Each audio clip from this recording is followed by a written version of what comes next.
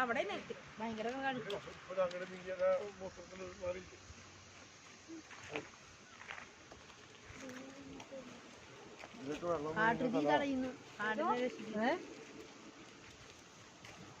കുടിച്ചോളാം വേഗം കുടിക്കണ ചായ കുടിച്ചോളൂ. കേരളത്തിലേക്ക് കടന്നപ്പോഴേ കുക്കിങ് ചെയ്യാൻ പറ്റില്ല. ഞങ്ങൾ ഉച്ചയ്ക്കുള്ള ചോറൊക്കെ സെറ്റ് ചെയ്തതായിരുന്നു.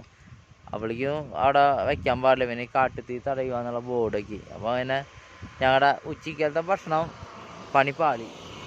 പിന്നെ ഞങ്ങൾ ചായ കുടിച്ചിട്ട് ഇനി എവിടുന്നേലും ഭക്ഷണം കിട്ടുമെന്ന് നോക്കാം. അല്ല ഏതോ അതല്ലേ പറ്റുള്ളൂ.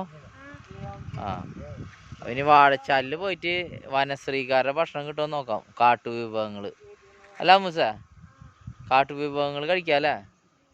എന്തിട്ടൊക്കെയാണെന്നുള്ളത് പോയി നോക്കട്ടെ. അവിടെ ചെല്ലുമ്പോൾ കഴിയുമെന്ന് അറിയില്ല. ആ ഞങ്ങൾ ഓരോ ഗ്ലാസ് ചായ കുടിച്ചിട്ടാണ് കേട്ടോ അടുത്ത യാത്ര. എങ്ങനെയുണ്ട് 3 ദിവസത്തെ യാത്ര? അടിപൊളിയല്ലേ ഡാഡി?